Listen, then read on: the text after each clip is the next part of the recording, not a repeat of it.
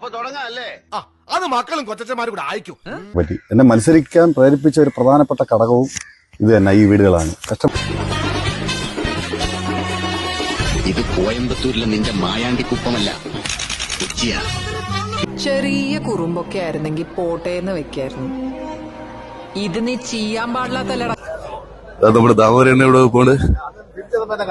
Tension ഉണ്ടോ? ഒരു ടെൻഷനും ഇല്ല. നല്ല കോൺഫിഡൻസ്. നിനക്ക് കിട്ടിയ പണി ഏത് വഴിക്കാ വന്നതെന്ന് നിനക്കറിയണ്ടേ? പാപ്പിക്കായനും അപ്പനില്ലായിരുന്നെങ്കിൽ ഈ നാട്ടിൽ ഒരു പള്ളിക്കൂടം ഉണ്ടാകുമായിരുന്നോ? ഒരു ആശുപത്രി ഉണ്ടാകുമായിരുന്നോ? പാവപ്പെട്ടവരുടെ കാണപ്പെട്ട ദൈവമാണ്.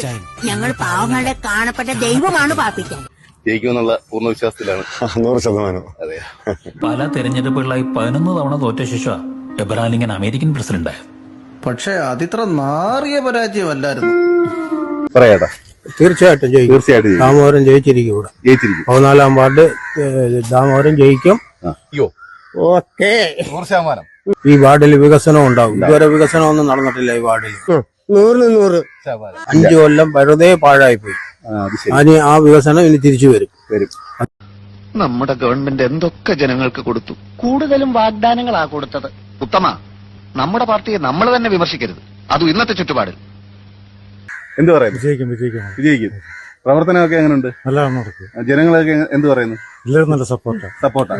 ഓക്കെ. നമ്മൾ ഈ റോഡല്ല വിഷയം അല്ല, പിന്നെന്താണ്?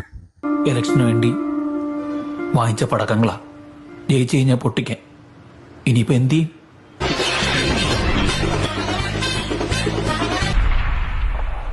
വല്ലാത്തൊരു പൊട്ടലായിപ്പോയി.